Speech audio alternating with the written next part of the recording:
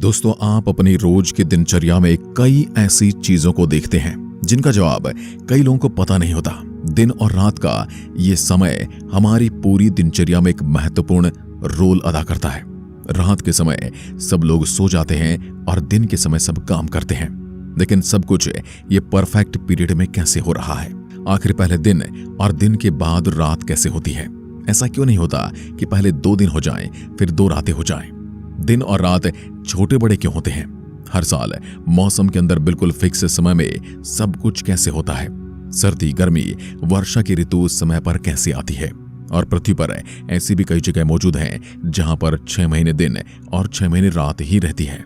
आज इस समय के जितने भी सवाल आपके दिमाग में चक्कर लगा रहे हैं, उनका जवाब बड़ी सटीकता से आपको देने वाले हैं। आप देख रहे हैं फ्यूचर साइंस यूट्यूब चैनल। ऐसे ही ब्रह्मांड के वीडियोस के लिए चैनल को सब्सक्राइब कर सकते हैं। दोस्तों, दिन रात कैसे बनते हैं, ये सवाल बहुत ज्यादा इंटरेस्टिंग है। सबसे पहले आपको बताते हैं कि हमारी पृथ्वी ब्रह्मांड के अंदर एक गोले के रूप में लटकी हुई है, जो दूर से सूरज के गुरुत्वाकर्षण के अंदर बंधी रहकर सूरज का चक्कर लगाती है। पृथ्वी के पास अपना खुद का कोई प्रकाश नहीं है। जो भी उजाला पृथ्वी पर आता है वह सूरज की ही ओर से आता है। इसलिए तो सूरज को पृथ्वी पर लोक देवता का दर्जा भी दिया जाता है। सूरज की वजह से ही पृथ्वी पर जीवन और जो भी पेड़ पौधे की प्रजातियां मौजूद हैं, वो सब सूरज की देन है। अगर सूरज नहीं होता तो आज आप पानी पीते हैं वो भी नहीं मिलता, क्योंकि सूरज की गर्मी के बगैर पानी बर्फ के रूप में जम जाता। तो फिर आप जीवन की कल्पना तो छोड़ ही दीजिए। अगर ये कहा जाए कि हम सूरज पर ही जीवित हैं तो ये कोई गलत बात नहीं होगी। सूरज, आपको पता होगा कि पृथ्वी से 15 करोड़ किलोमीटर की दूरी पर मौजूद है, और यह एक परफेक्ट दूरी है जहां पर सब कुछ ग्रह पर सही सलामत रहता है। आप इसे हम इंसानों का भाग्य ही कह सकते हैं, क्योंकि शुक्र ग्रह सूर्य के नजदीक है। इस वजह से वहां पर जीवन का वातावरण नष्ट हो गया, और मंगल पृथ्वी की तुलना में सूरज से ज्यादा दूर है, इसलिए वहां पर ठंड ज्यादा है। और अब हम अपने मेन सवाल पर आते हैं कि दिन रात बनते कैसे हैं।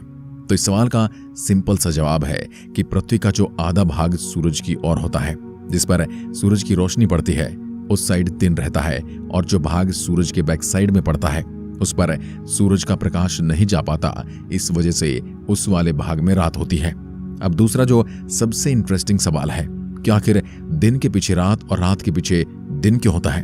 तो पृथ्वी अपने अक्ष यानी धुरी पर घूमती है। अगर विज्ञान की भाषा में कहें तो इसे परिभ्रमण काल कहा जाता है, और अपनी खुद की धुरी पर एक राउंड पूरा करने में पृथ्वी 24 घंटे का समय लेती है। इस 24 घंटे के समय अंतराल में पृथ्वी का कोई भी एक भाग हमेशा सूरज की ओर से गुजर रहा होता है।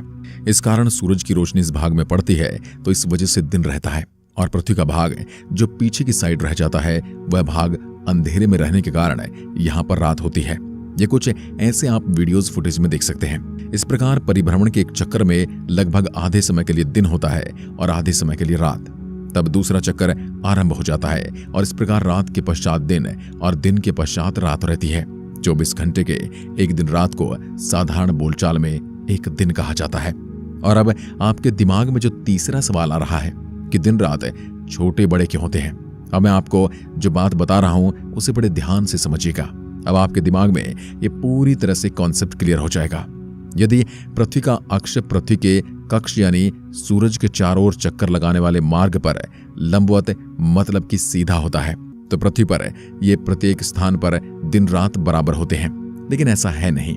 यहाँ पर पृथ्वी का अक्ष पृथ्वी के कक्षा के साथ 66/2 डिग्री कोण बनाए रखता है, और पूरे साल में परिक्रमण में झुकाव इस प्रकार रहता है। अब इस वजह से होता क्या है कि 21 जून को उत्तर ध्रुव सूर्य की ओर सबसे अधिक झुका होता है, जिस वजह से जून में उत्तरी गोलार्ध में दिन बड़े और रात छोटी होती हैं, और इसके उलट दक्षिण गोलार्ध में दिन छोटे हो जाते हैं और रातें बड़ी हो जाती हैं। और 22 सितंबर को दक्षिण ध्रुव सूर्य की सबसे अधिक ओर झुका रहता है, जिस वजह से उत्तरी गोलार्ध में दिन छोटे और रात बड़ी, और दक्षिण गोलार्ध में दिन बड़े और रात छोटे होते हैं। 21 मार्च और 23 सितंबर को उत्तरी और दक्षिणी ध्रुव का सूर्य के प्रति झुकाव एक समान होता है। इसका परिणाम यह होता है कि इस दिन और रात दोनों बराबर होते हैं। अब बात आती है पृथ्वी के ध्रुवीय इलाकों की।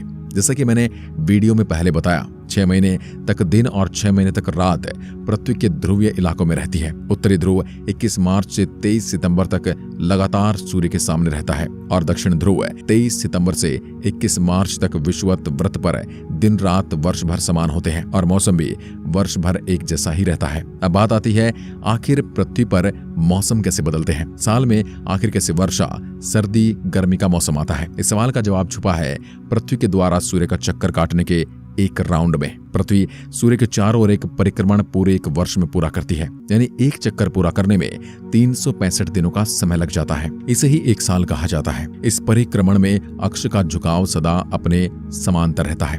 21 मार्च को सूर्य विषुवत वृत्त पर लंबवत चमकता है और 21 जून को 23.5 डिग्री उत्तर में कर्क वृत्त पर सीधा चमकता है। 23 सितंबर को विषुवत वृत्त पर सूर्य की किरणें लंबवत पड़ती हैं और 22 सितंबर को 23.5 दक्षिण में मकर वृत्त पर। इसका परिक्रमण यह होता है कि उत्तरी गोलार्ध में मार्च में बसंत ऋतु होती है, जून में ग्रीष्म ऋतु, सितंबर में शरद ऋतु और दिसंबर में शीत ऋतु होती है।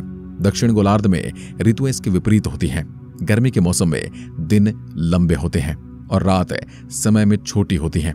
सर्दी के ऋतु में दिन छोटे हो जाते हैं और रातें लंबी हो जाती हैं और बसंत और शरद ऋतु में दिन रात बराबर होते हैं और मौसम सुहावना होता है।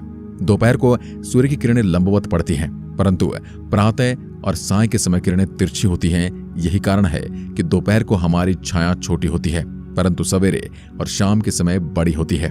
इस प्रकार ग्रीष्म ऋतु में सूर्य दोपहर के समय शीत ऋतु की अपेक्षा अधिक लंबवत होता है।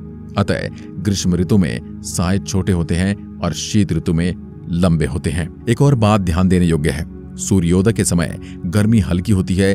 जो जो सूर्य आकाश में ऊपर उठता है गर्मी बढ़ती जाती है। दोपहर के समय सूर्य सबसे अधिक ऊंचाई पर आ चुका होता है और फिर ढलने लगता है, परंतु गर्मी अभी भी 2 घंटे बढ़ती जाती है। कारण यह है कि सवेरे से दोपहर तक धूप की बहुत सी गर्मी पृथ्वी में एकत्रित हो चुकी होती है और दोपहर के पश्चात भी सूर्य अभी 2 घंटे लगभग सीधा ही चमकता रहता है, जिससे पर्याप्त मात्रा में और अधिक गर्मी बढ़ती जाती है। फिर सूर्य और अधिक ढल जाता है, तब धूप में बहुत कम गर्मी रह जाती है। इस समय इसे सायकाल को मौसम ठंडा हो जाता है और रात को भी आधी रात के पश्चात आधी रात की अपेक्षा अधिक सर्दी हो जाती है। ठीक इसी प्रकार ऋतु के विषय में होता है। हमारे यहाँ जून में सबसे अधिक गर्मी न होकर जुलाई का मास सबसे अधिक गर्म होता है और शीतकाल में दिसंबर की अपेक्षा जनवरी में सर्दी अधिक पड़ती है। दोस्तों, ये था पृथ्वी पर दिन और रात बदलने का फॉर्मूला और इस तरह पृथ्वी पर ऋतुएं बदलती हैं। इसमें कुछ ज्यादा बड़ा विज्ञान नहीं है, सिंपल बातें हैं। उम्मीद करते हैं आपको समझ में आ गई होंगी।